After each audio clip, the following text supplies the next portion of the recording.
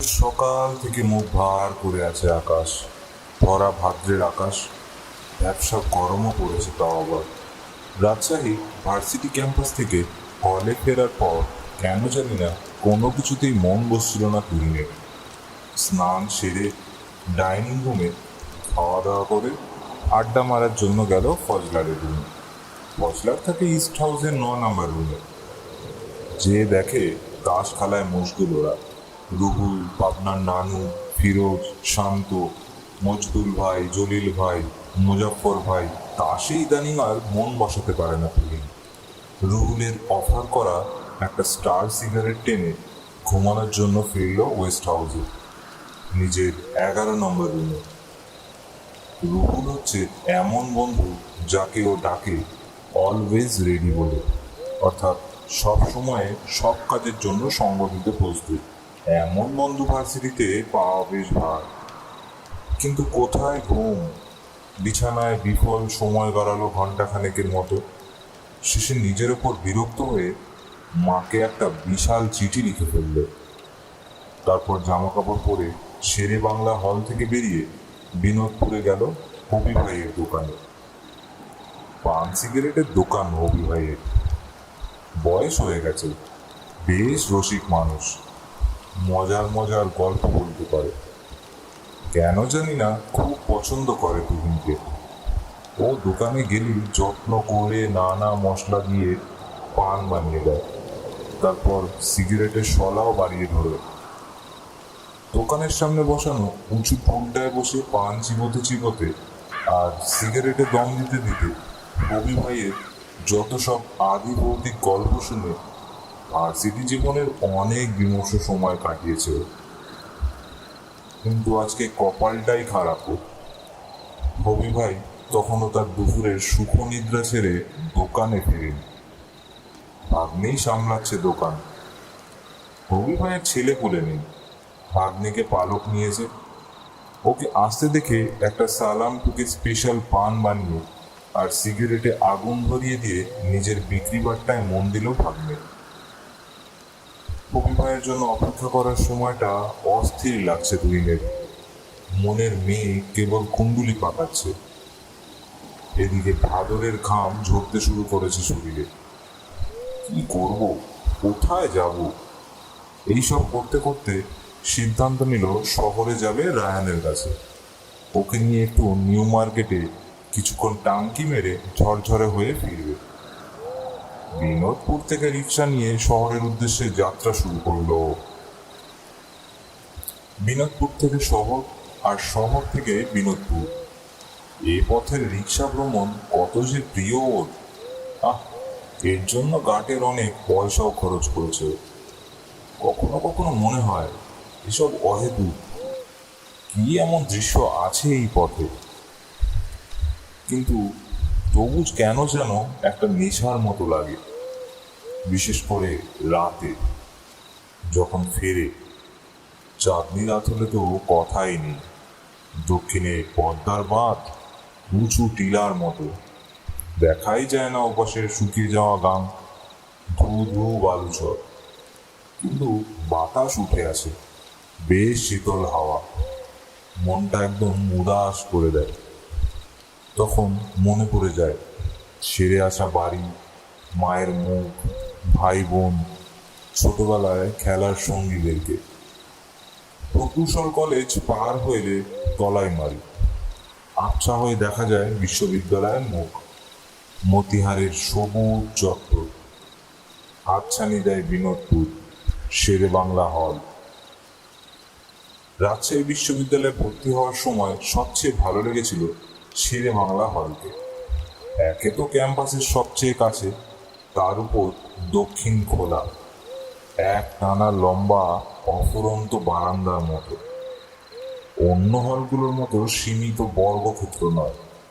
সামনে বাগান, ঘাস ভরা মাঠ, আরো কত গাছগাছালি। জেদ চেপেছিল এই হলে ভর্তি হওয়া, হয়েওছে, তবে অনেক কাঠ খড় পুড়িয়ে। অবশ্য ওর ভালো রেজাল্টটাই ওকে সাহায্য করেছে বেশি। না, রায়হানের বাসায় যে ওর মায়ের মুখে শুনল তার ছেলে ভার্সিটি থেকে ফিরে পরিমরি করে গোগ্রাসে ভাত গিলেই বেরিয়ে গেছে। গন্তব্য বলে যায়নি। না, দিনটায় উফা লেগেছে। রায়হান কোথায় গেছে সেটা আন্দাজ করতে বেগ পেতে হচ্ছে না ওর। পুকুর পাড়ে তারির আড্ডায় ক্লাসেই তেমন ইঙ্গিত দিয়েছিল ও। আজ নাকি নতুন তালের রস আসবে। রাজশাহীর মানুষের এই এক বাকি, তারই গন্ধ পেলেই দিন দুনিয়া ভুলে যায়।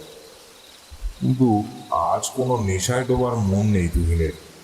আজও চাচ্ছে একটা জম্পেশ আড্ডা। কোনো কাজ সমাধা করার জন্য তৃতীয়বারই হচ্ছে নাকি শেষ সুযোগ। তাই আর কোনো বন্ধুর সঙ্গ পাবার আশা ত্যাগ করে একা একাই সরাসরি নিউ মার্কেটে চলে এলো। একা একাও আবার টাঙ্কি মারতে পারে না, তখন একবারে নিরীহ বেচারা। নিউ মার্কেটে ভাগ্য ফেভার করলো ওকে। তাজ টেলার্সে যেয়ে দেখা গেল ছোট তাজে। দুই ভাই চালায় দোকান। দোকান চালু করার শুরু থেকেই তুহিন ওর শার্ট প্যান্ট কাটায় ওদের কাছেই। তখনও পড়তো রাজশাহী কলেজে। ছোট তাজের মুখে হাসি লেগেই থাকে। এ এক অমূল্য সম্পদ মানুষটির। আর বড় সিগারেট অফার করায় দিলদরিয়া। সে কারণে অনেক সময় ওদের অনেক বাজে কাটিংকেও ক্ষমা সুন্দর চোখে দেখে দেওয়া হয় ওকে। অন্য দিনের মতো আজও হাসি উপহার দিল ছোট তাজ, এবং সেই সাথে বড় সিগারেট।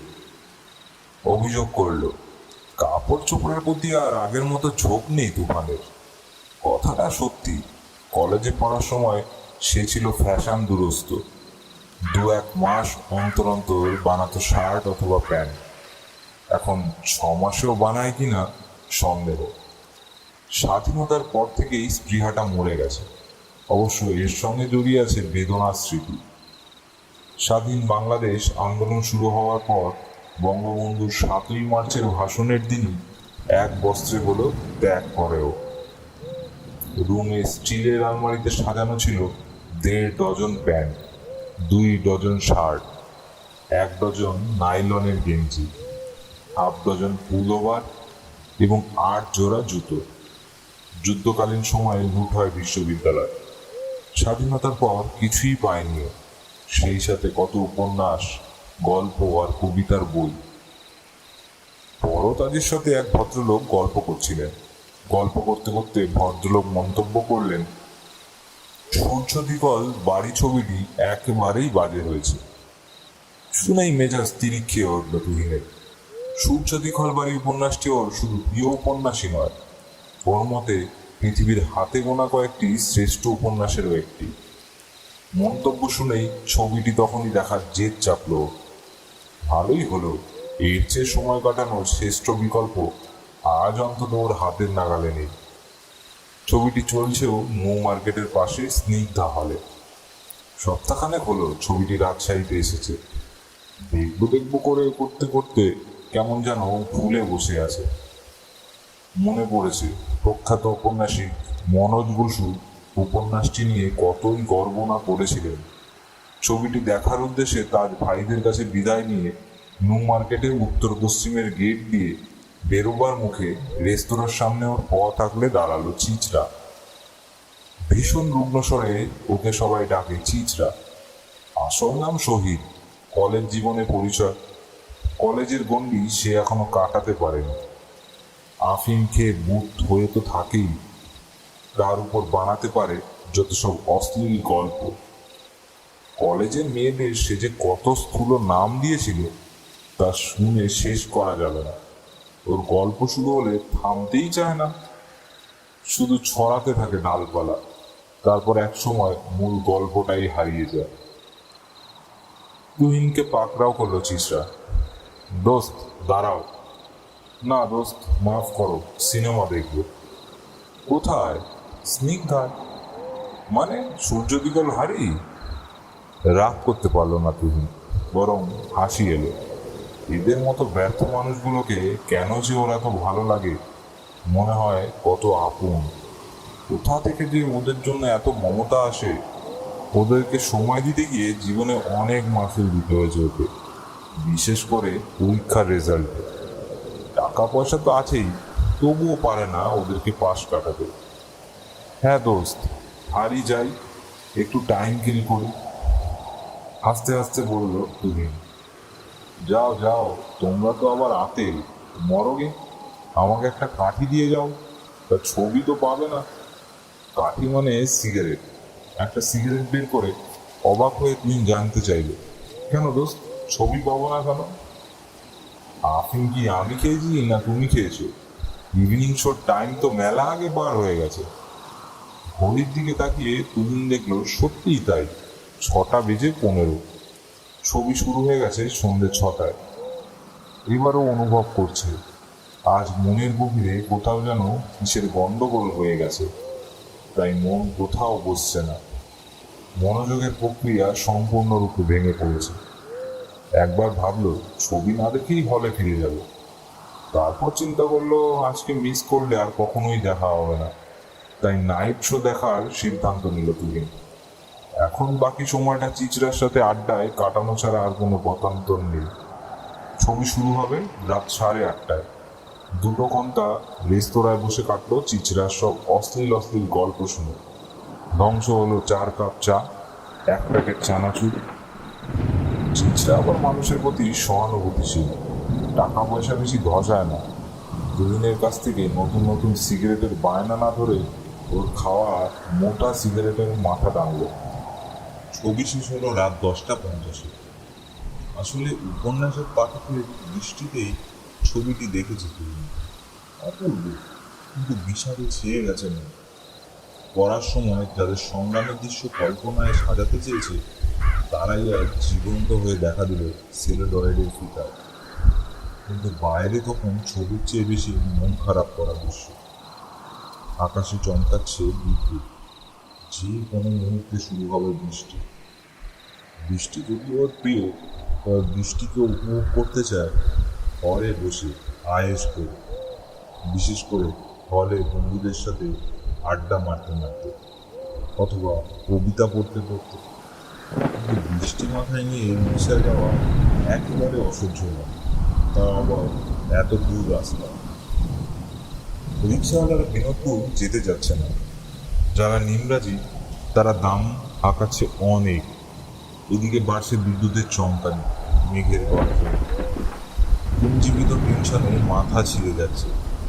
শেষ পর্যন্ত এক রিক্সাওয়ালা রাজি হলো, ভাড়াও যুক্তিসঙ্গত। লোকটার চেহারা করুণার উদ্রেক করে, মুখটা শুকনো, লম্বাটে, শরীরে রক্ত নেই, রং কেমন ফ্যাকাশে, যেন কতদিন না খেয়ে আছে। গলার সব খসখসে, চাপা, কথা বলতে হাঁপাচ্ছে। এক কথা থেকে আরেক কথায় যেতে দম দিতে হচ্ছে, সাথে কাশছে। শহর পেরিয়ে কল্পনা সিনেমা হল অতিক্রম করতে না করতেই আরম্ভ হলো অনাকাঙ্ক্ষিত বৃষ্টি। তবে হাওয়া নেই, নেই ঝাপটা, এই যা রক্ষে। রিক্সাওয়ালার কাছ থেকে পর্দা নিয়ে রিক্সার বুকে দুপাশ আর নিজেকে ঢাকলো তুলি। রিক্সাওয়ালাটা রুগ্ন হলে কি হবে, চালাচ্ছে ভালোই, জোরেও নয় আস্তেও নয়, একদম মসৃণ। যেতে এখন আরামই পাচ্ছে তুমি। চলছে রিক্সা, চড়াচড় ডুবে আছে অন্ধকারে। এমনিতেই অনেক রাত, তার উপর বৃষ্টি, কিছুই দেখা যাচ্ছে না চারপাশে। অবশ্য দেখার চেষ্টাও করছে না। ডুবে আছে নিজের মনের গভীরে।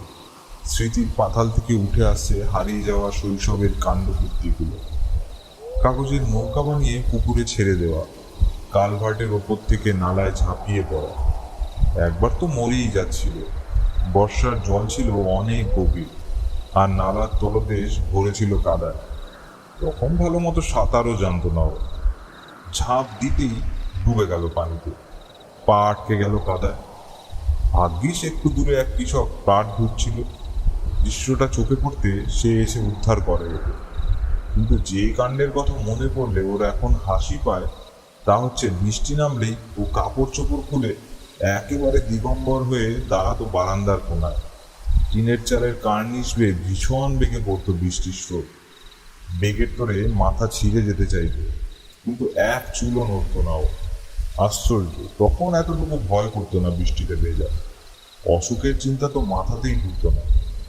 অথচ কতবার মরার মতো ভুগেছে জলে। বৃষ্টি বেড়ে গেছে, শৈশবের স্মৃতিচারণ বিচ্ছিন্ন হলো সিগারেটের নেশা চাপায়। প্যাকেট হাত নিয়ে তুহিন দেখে মাত্র একটা সিগারেট পড়ে আছে প্যাকেটে, কিন্তু দেশলাই নেই। তন্ন তন্ন করেও খুঁজে পেল না। হতাশায় ভরে গেল মন। ভাবলো রিক্সাওয়ালার কাছে দেশলাই থাকতেও পারে। যাওয়ার জন্য মাথা তুলল তুহিন। রিক্সার ফুটে পেঁচানো পর্দা ও নাক বরাবর ঢাকা। এক হাতে ও টেনে ধরে রেখেছে পর্দাটাকে, জুতো দিয়ে চেপে রেখেছে পর্দার নিচের দু প্রান্ত। অন্য হাত তখনও খুঁজছে দেশলাই পকেটে পকেটে। দেশলাই না থাকাটা ওর কাছে অবিশ্বাস্য মনে হচ্ছে। নাক বরাবর পর্দার উপর দিয়ে অন্ধকারে বৃষ্টির ভেতরে চোখ তলিয়ে তুহিনের মনে হলো রিক্সা মতিহার ছাড়িয়ে যাচ্ছে। যাক, এসে গেছে তাহলে। তৃপ্ত মনে নৈসর্গ দৃষ্টি ফিরিয়ে দেশলাই চাইবার জন্য রিক্সাওয়ালাকে ডাকতে গেল। আর তখনই যে দৃশ্য ভেসে উঠল চোখের সামনে, তাতে বিস্ময়ে অবিশ্বাস্যে প্রথমে অবাক আর বিভ্রান্ত হলেও শরীর শিরশির করতে করতে ভয়ে শক্ত হয়ে গেল। ঠোঁট বন্ধ হয়ে গেছে, গোটা শরীর স্থির হয়ে আছে, আর চোখ যেন পাথর। দেখছে রিক্সাওয়ালার দেহ। কোথায় রিক্সাওয়ালা? কোনো রিক্সাওয়ালা নেই। মানুষ নয়, রিক্সা চালাচ্ছে একটা ঘোড়া। ইতিমধ্যে রক্ত চলাচল সম্পূর্ণরূপে থেমে গেছে সুইনের শরীরে। বরফের মতো ঠান্ডা হয়ে এসেছে দেহ। বন্ধ করতে চাচ্ছে চোখ, হচ্ছে না। মার্বেলের মতো শক্ত, কাজ করছে না মন। হারিয়ে গেছে মনের শক্তিও। ঘোড়া, একটা সত্যিকারের ঘোড়া টানছে রিক্সা। গা বেয়ে গড়িয়ে পড়ছে বৃষ্টির জল। মার্বেলের মতো গোল স্থির চোখে কোনো মতো বাঁকা করে তুহিন দেখতে চাইল রিক্সার হাতল ধরা হাত দুটো। নির্ভুল, কোনো আঙুল নয়। দুদিকে দুই হাতল ধরে আছে দুটো ঘোড়ার খুব। আতঙ্ক, কিন্তু তার সাথে কৌতূহল গ্রাস করতে এগিয়ে আসছে তুহিনকে। শক্ত চোখের দৃষ্টি নেমে গেল রিক্সার প্যাডেল দুটোতে। স্পষ্টভাবে আবারও দুটো খোঁড় দেখলো সেখানে। ঘোরাচ্ছে প্যাডেল। চোখ বন্ধ করে ফেলতে চাইল তুহিন, পারল না। বরং স্থির হলো ঘোড়ার ঘাড়ের উপর। বৃষ্টিতে জবে হয়ে আছে ফসল। গড়িয়ে গড়িয়ে পড়ছে জল, খয়েরি রঙের রোমে। লেজটা ঠেকে আছে পর্দায় ওর বুক বরাবর। মাঝে মাঝে মাথা থেকে ঝাড়ছে বৃষ্টির জল, নাড়াচ্ছে কান। পড়ছে বৃষ্টির ফোঁটা। নাক আর চোখ দেখতে পাচ্ছে না ও, কিন্তু মুখ নড়ছে, ঠোঁট চাটছে। হয়তো চিবুচ্ছে মেরে ফেলা রিক্সাওয়ালার মাংস, চাটছে তার রক্ত। কিংবা কে জানে রিক্সাওয়ালাটা নিজেই এই ঘোড়া কিনা। মুখটা তো তার লম্বাই ছিল ঘোড়ার মতোই। আর কোনো সন্দেহ নেই, ঘোড়ার পাল্লায় পড়েছে তুহিন। রাজশাহীর ঘোড়া। ঘোড়া নিয়ে কত ভৌতিক গল্পই না শুনিয়েছে বিনোদপুরের হবি ভাই। একে একে মনে Thank you পড়ছে for say watching this Kichcha video on the Fountain channel. লোম If you Harsh. find it useful, কিন্তু please শোনার give it a সময় like মজাই and পেয়েছিল। leave a comment. এমনিতেও Don't রহস্য forget গল্প to বিশেষ subscribe করে to our channel for ভূতের more গল্পের amazing পোকা free sound effects. বৃষ্টির রাতে মাঝে মাঝে নিজের রুমে আসর বসায় ভূতের গল্প শোনার আর বলার। সে আসলে উৎসাহী শ্রোতা আর বক্তাও নেহাত কম হয় না।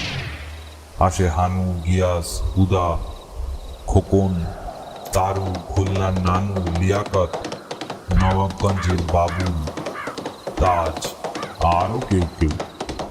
সেসব আসলে কাল্পনিক ভয় আর আতঙ্কে শিউরে ওঠার এক অপূর্ব আনন্দ উপভোগ করেছে ও। কিন্তু আজ, এখন আর কল্পনা নয়, চোখের সামনে জলজ্যান্ত এক ঘোড়া টানছে ওরই রিক্সা। হবি ভাই বিশ্বাস করে রাজশাহী বিশ্ববিদ্যালয়ের অনেক প্রেত আছে।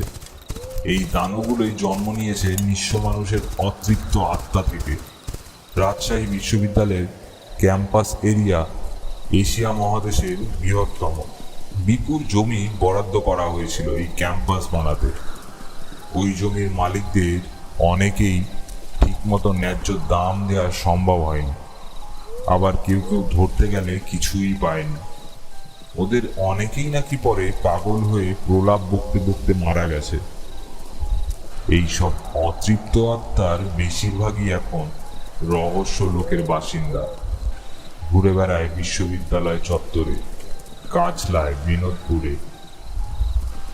বিনোদপুরের ভূতগুলো নাকি ঘোড়ার রূপ নিতেই বেশি পছন্দ করে। কবি ভাই একটা সত্যিকারের ঘটনার কথা বলেছিল। শেরে বাংলা হল, সে সময় এর নাম ছিল জিন্না হল। নির্মাণের প্রথম দিনগুলোতে এক রাতে হলের গেটের সামনে আম গাছের নিচে এক ছাত্রের লাশ পাওয়া গিয়েছিল। তার বুকে ছিল নাকি ঘোড়ার খুরের দাগ। সে ক্ষত থেকে ঝরেছিল রক্ত। শিউরে উঠল তুহিন। গল্প নয়, আজ ওকে মুখোমুখি দাঁড়াতে হবে বিনোদপুরের ঘোড়ার সামনে। ভূত নয়, প্রেত নয়, দানও নয়, জলজ্যান্ত ঘোড়া। কি করবে ওকে? অসহায়ের মতো নিজেকে প্রশ্ন করল। মেরে ফেলবে? কিভাবে?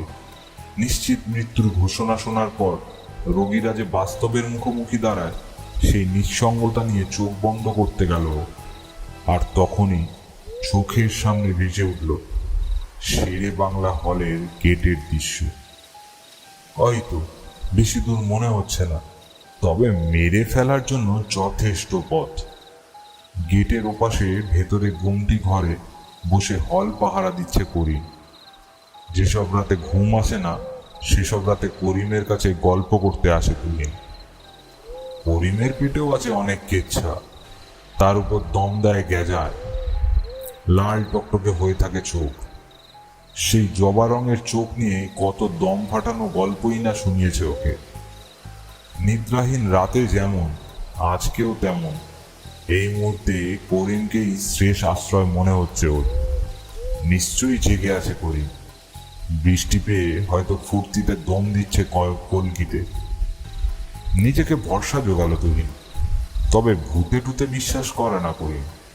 কবি ভাইয়ের গল্পের কথা তুললে হাসতে হাসতে গাঁজার কলকি ফাটিয়ে ফেলার উপক্রম করে সে। বলে, আমার জমিও তো খেয়েছে ভার্সিটি, তাই বলে কি আমি ভূত হব নাকি? আসলে হবি হচ্ছে চুয়ানিখোর। দেশি মদের নেশায় উল্টো পাল্টা দেখেছে। অনেক হিসেব করে নিজের চেতনায় বাঁচার পথ বের করলো তুহিন। রিকশায় করে গেট পর্যন্ত পৌঁছানোর অপেক্ষা করা যাবে না। এখান থেকেই লাফ মেরে নেমে দৌড়তে হবে। দৌড়ে পৌঁছতে হবে গেটে। গেট বন্ধ থাকবে, 11টায় বন্ধ হয়ে যায়। তাই করিম করিম বলে চিৎকার করতে করতে শিক ধরে গেটের মাথায় উঠে মারতে হবে লাফ। তারপর যা থাকে কপালে। নিজেকে আশ্বাস দিল, নিশ্চয়ই ওর চিৎকার শুধু করিম নয়, পৌঁছবে ইস্ট হাউস পর্যন্ত। ওখানে আছে ওর কত ঘনিষ্ঠ বন্ধু। নিশ্চয়ই ওদের কারো না কারো কানে পৌঁছবে ওর চিৎকার। কেননা ওদের অনেকেই নিশাচর। তাছাড়া সিরাজ থাকে দোতলায়, ওখানে চিৎকার তাড়াতাড়ি পৌঁছবে। একজন না একজন অবশ্যই ছুটে আসবে ওর আর্তনাদ শুনে। হ্যাঁ, গেট স্পষ্ট দেখা যাচ্ছে। এরপর 3টে আম গাছ পেরোলেই 5-6 গজ হবে পথ। মৃত্যুর মুখ থেকে ফিরে আসার দুর্মর আকুতি নিয়ে পর্দাটা ঘোড়ার পিঠে ছুঁড়ে ফেলে চলন্ত রিক্সা থেকে লাফ দিয়ে নামলো তিনি। শরীরের সমস্ত ক্ষিপ্রতা দিয়ে ছুটল সামনের দিকে।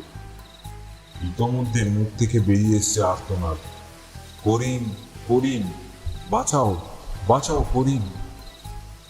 গেটে প্রায় পৌঁছেই গেছে তুমি। এমন সময় পেছন থেকে ওকে ডাকছে, স্যার ভাড়াটা দিলেন না স্যার? গরিব মানুষ স্যার, কয়েকদিন থেকে না খেয়ে আছি স্যার, ভাড়াটা দেন স্যার। মুহূর্তের জন্য বিভ্রান্ত হলো। মনে হচ্ছে ঘোড়া নয়, মানুষের কণ্ঠ। স্নিগ্ধা সিনেমা হলের সামনে ভাড়া ঠিক করার সময় রিক্সাওয়ালার যেমন গলাটা শুনেছে, হুবহু সেই গলা। একবার কৌতূহল হলো, পেছনে ফিরে দেখে রহস্যটা কি। কিন্তু না, মনে পড়ছে হবি ভাইয়ের উপদেশ, ভাইয়া ভূতে ডাকলে কখনো পিছনে ফিরে তাকাবেন না, বাঁচার ইচ্ছে থাকলে ভুলেও ঘাড় ফেরাবেন না। ওই সময়টাতেই ওরা ধরে। মনের বিভ্রম কাটিয়ে এক ছুটে গেটে পৌঁছে গেল তুমি। মুখ দিয়ে ক্রমাগত বের হচ্ছে চিৎকার, করিম বাঁচাও, বাঁচাও করিম। বেড়ালের মতো ক্ষিপ্র গতিতে শিখবে গেটের মাথায় পৌঁছলো। শুনতে পাচ্ছে তখনও পেছন থেকে ডাকছে, স্যার ভাড়াটা।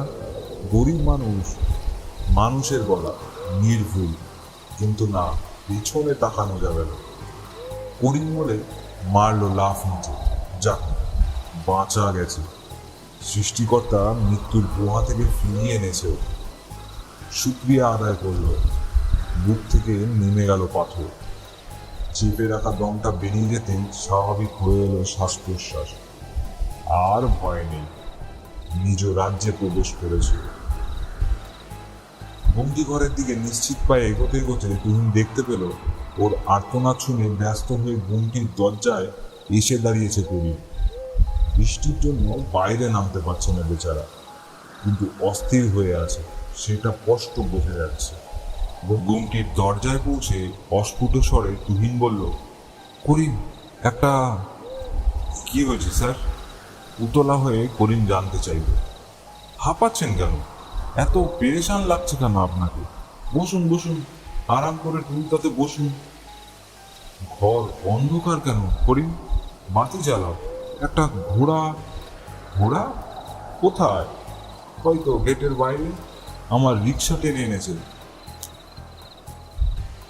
কি বললেন? হাসতে আরম্ভ করলো করিম। ওর সেই বিখ্যাত দম ফাটানো হাসি। বৃষ্টির সুযোগে নিশ্চয়ই মনের সুখে কলকিদের দম দিয়ে গেছে। লাল টকটকে চোখে নাচছে কৌতুক। ভূতে সে বিশ্বাস করে না। ঘোড়া? হা হা হা।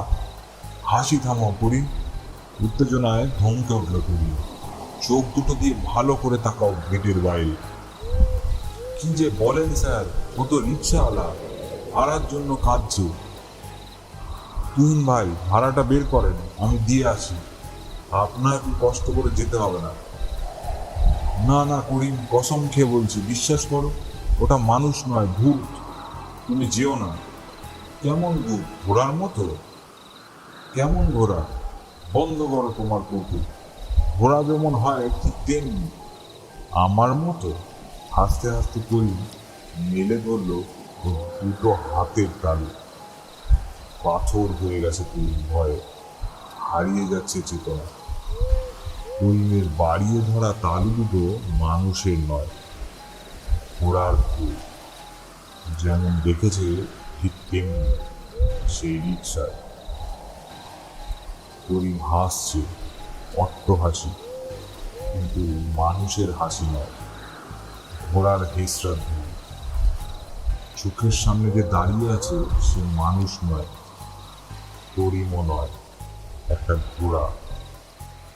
অবিকল রিক্সা টানা ঘোড়াটার মতো। গেটের বাইরে থেকে কেউ আর ডাকছে না ওকে, কোনো ডাকও শুনতে পাচ্ছে না তিনি। চেতনা হারিয়ে কমতি ঘরের দরজায় ঢলে পড়বে।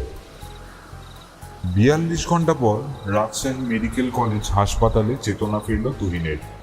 চোখ মেলতেই চোখাচোখি হলো মেডিকেলে পড়া বন্ধু দুলালের সঙ্গে। এরপর একে একে এলো ওর ভার্সিটির বন্ধুরা।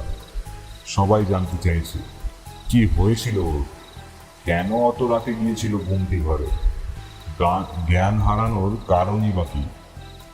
ঘটনার শুরু থেকে শেষ পর্যন্ত শোনালো তুমি। সবাই বিস্ময় আতঙ্কে তাকিয়ে রইল ওর দিকে। মুখ থেকে বেরিয়ে এলো, ওরে বাপ, আবার বিনোদপুরের ঘোড়া। ভগবান তোকে বড় বাঁচাইছে রে, কিন্তু বেঁচে থাকার সৌভাগ্য কিংবা মরণের ভয় নয়। তুহিনের বিস্ময় এখন করিমকে নিয়ে। ও নিশ্চিত করিম বলে কেউ নেই, কখনো ছিলও না। করিমই হচ্ছে সত্যিকারের ভূত, এবং সেজন্যই সে ভূতে বিশ্বাস করত না। তুহিন ওর শেরে বাংলা হলের বন্ধুদের কাছে জানতে চাইল করিমকে ওরা গত দুদিনে দেখেছে কিনা। কেউই ওর কৌতূহল মেটাতে পারল না। কেউ বলল দেখেনি, কেউ শোনালো খেয়াল করেনি, কিন্তু দেখেছে এমন কথা কেউ বলল না। করিম একটা ভূত, শুধু ভূতই নয়, হবি ভাইয়ের মুখে শোনা অতিপ্ত আত্মাদের ঘোরা। এই বিশ্বাস নিয়েই হাসপাতালের বিছানায় আবারও ঘুমিয়ে পড়ল তুহিন। ওকে হাসপাতাল থেকে ছাড়া হলো আরও 18 ঘন্টা পর। শেরে বাংলা হলে ওকে পৌঁছে দিল দুলাল। পথে আস্তে আস্তে তুহিনকে অনেক সাহস জুগিয়েছে সে।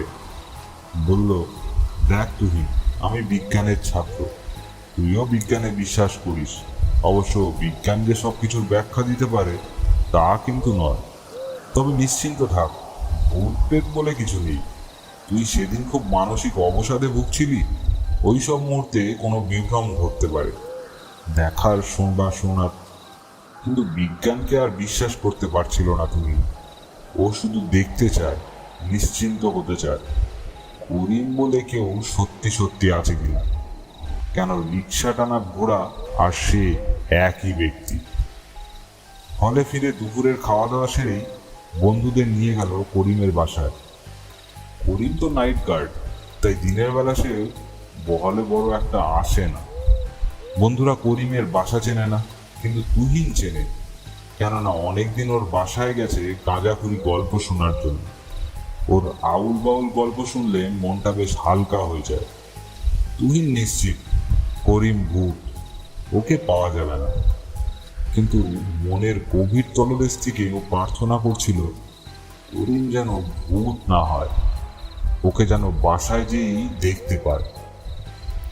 ও যে ভীষণ ভালোবাসে করিমকে। মানুষটি গরিব নিরীহ, কিন্তু উদার। এই বিশ্ববিদ্যালয় ওর অনেক জমি খেয়েছে। অবিশ্বাসের সন্দেহ নিয়ে করিমের বাসায় পৌঁছল সবাই, এবং ভিতরে ঢুকে বিস্ময়ে বোবা হয়ে গেল সবাই। দিব্যি তবিয়তে বেঁচে আছে করিম, সত্যিকারের করিম, এক চুলও সন্দেহ নেই তাতে। তুহিনের দেখা চেনা হাসিতে ভরা বাউল গল্প শোনানো সেই আদি ও অকৃত্রিম করিম। তবে কিছুটা অসুস্থ, জ্বরে ভুগছে, সেই সঙ্গে ফুসফুসে কাশি। কে জানে গাঁজা টানার কারণে ফুসফুস আক্রান্ত হয়েছে কিনা। যথারীতি আপ্যায়ন করলো করিমের বউ। নিয়ে এলো তালের টাটকা রস। এটা করিমের কড়া নির্দেশ। তুহিন ভাই এলেই তাকে দিতে হবে তালের অথবা খেজুরের রস। ওদের আসার খবর শুনে ক্লান্ত শরীরে বিছানা ছেড়ে উঠে এলো করিম। তুহিনের মুখে সবকিছু শুনে হাসতে গেল, কিন্তু কাশির কারণে পারল না। জানালো, না, গত 3 রাত হলে যেতে পারেনি সে, ভীষণ জ্বরে ভুগছে। অর্থাৎ ওই ঘোড়া ধরা রাতে কমটি ঘরে করিম ছিল না ডিউটিতে। তাহলে কে ছিল? আদেও কেউ ছিল কিনা তাই বা কে জানে। করিম জানালো, ওর বদলি হিসেবে কাউকে পাওয়া যায়নি, তাই কারো না থাকারই কথা। তুহিনের বন্ধুরা মুখ চাওয়াচাই করলো, কেউ মুচকি হাসলো, কেউ চোখ টিপল, আর করিমের বউয়ের কাছে রসের বদলে তাড়ির আবদার ধরল। করিমের বউ হাসি মুখে তা পরিবেশন করলো। তুহিনও যোগ দিল আসরে। একটু নেশা দরকার, ভুলে যেতে হবে সে রাতের স্মৃতি যত তাড়াতাড়ি সম্ভব। অসুস্থ শরীর নিয়েই করিম ওদের পৌঁছে দিল বিনোদপুরে। তারপর সেখান থেকে বিদায় নিল। আজও সে যেতে পারবে না ডিউটিতে। হবি ভাইয়ের দোকানের সামনে দাঁড়ালো সবাই। হবি ভাই তখন ধনো টেনে বেশ মুড়ে আছে। সবার জন্য পান বানালো নিপুণ হাতে, ধরিয়ে দিল আগুন সবার সিগারেটে, কিন্তু ঘোড়া সম্পর্কে কোনো কথা বলল না। তুহিন বুঝলো হবি ভাইয়ের কানে সে রাতের কথা এখনো পৌঁছয়নি। যাক, ভালোই হয়েছে। এখন আর গল্প শোনার বা শোনাবার অবস্থা নেই ওর। এখনো চাচ্ছে একটানা স্বপ্নবিহীন লম্বা ঘুম। এখনো মাথায় ঘুরছে ঘোড়া, বিনোদপুরের ঘোড়া। এটাকে বিদায় করে দিতে হবে মাথা থেকে।